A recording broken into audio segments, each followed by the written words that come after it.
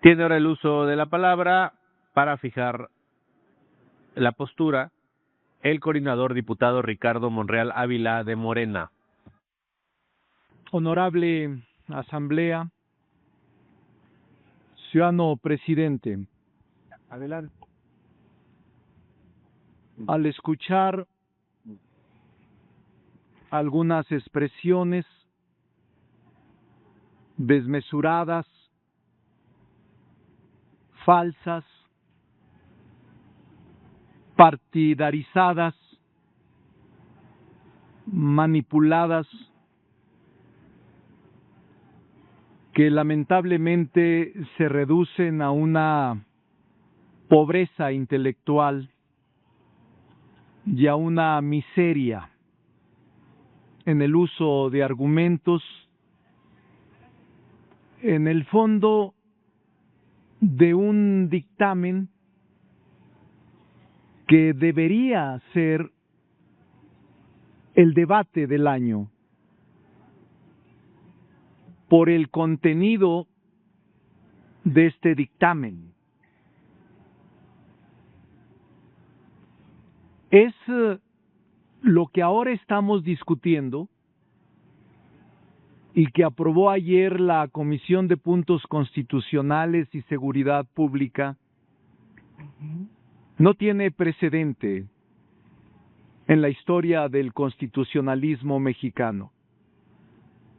Y lamentablemente los diputados, sin estudiar, se dedican a descalificar, sin argumentos y sin elementos que pudieran elevar el nivel del debate.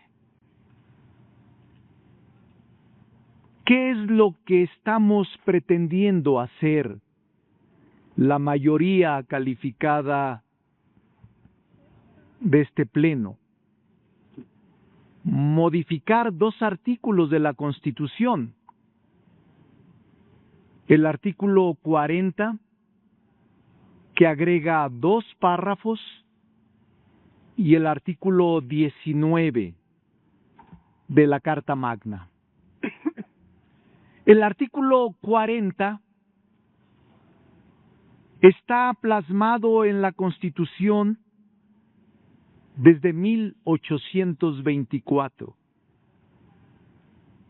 Es voluntad del pueblo mexicano constituirse en una república representativa, democrática, laica y federal, compuesta por estados libres y soberanos en todo lo concerniente a su régimen interno, y por la Ciudad de México, unidos en una federación establecida según los principios de esta ley fundamental. Y esta disposición, legisladores, tiene 200 años plasmada en la Constitución.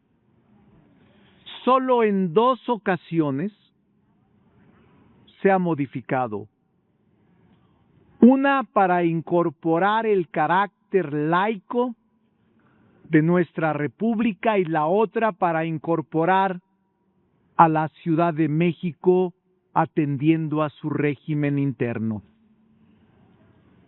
Por eso es muy importante el debate ideológico, político e intelectual que debemos imprimirle a esta disposición.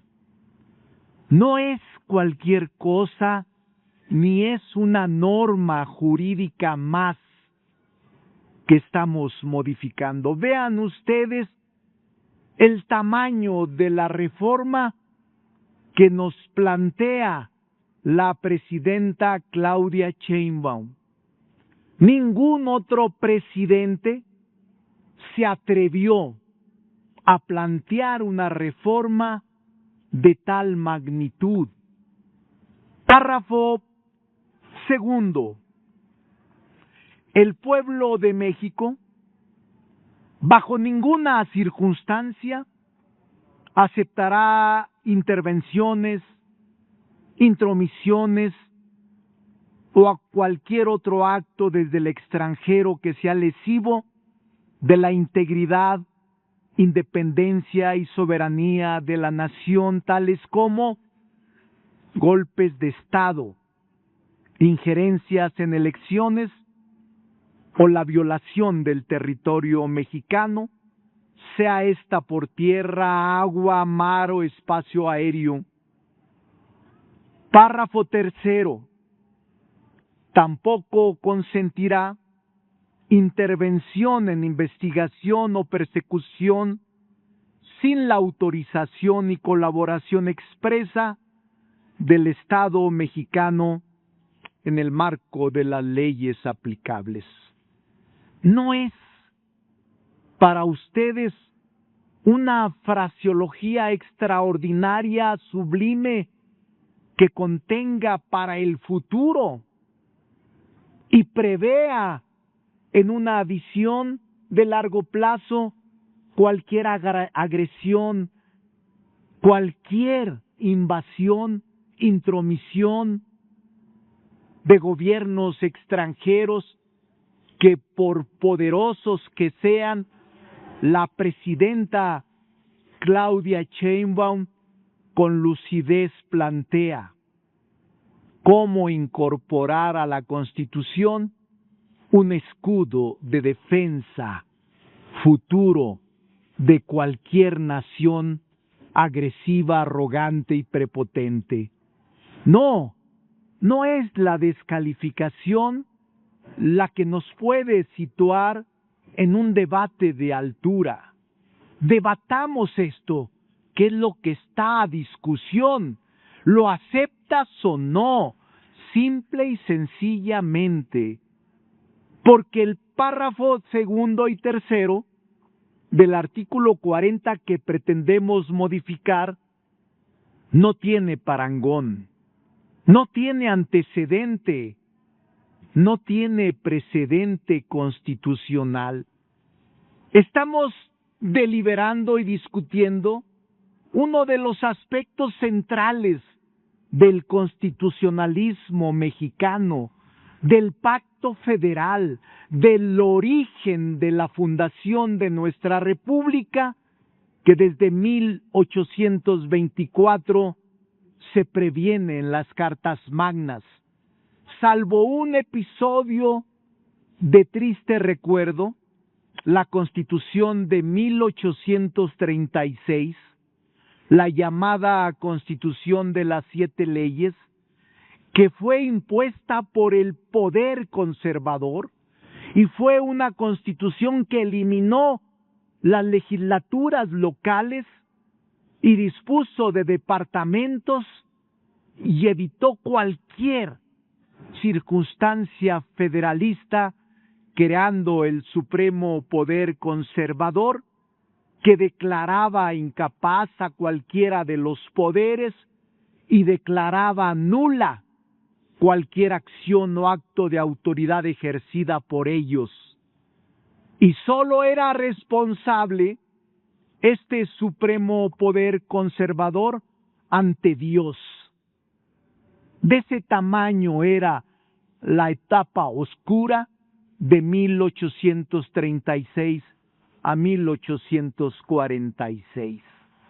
Salvo esta etapa, nosotros hemos recobrado el constitucionalismo mexicano y ahora se plasman 2 párrafos que tienen por propósito, fíjense ustedes, profundizar y reforzar el carácter de soberanía y nacionalismo. Se deja a salvo de agresiones, invasiones o perturbaciones al territorio y a nuestra forma de gobierno. Se adelanta al futuro para que se evite cualquier circunstancia adversa a nuestra nación de tipo armado, golpe de Estado o con el simple carácter político de intromisión, esta reforma es un escudo a esas posibilidades de las que no estamos a salvo.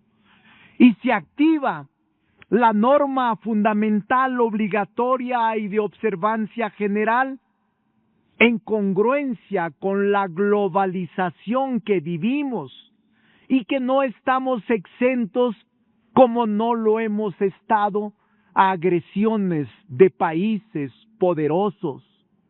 De eso se trata la reforma y de eso es lo que deberíamos discutir, y no de insultos, agresiones, descalificaciones y ofensas.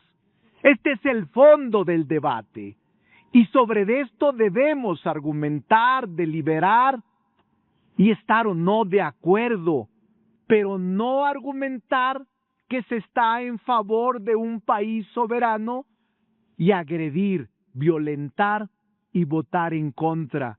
Finalmente todo queda en el diario de debates y quienes nos sucedan van a leerlos y van a ver la pobreza de los argumentos, la miseria de la crítica que no está circunscrita a lo que verdaderamente contiene esta disposición.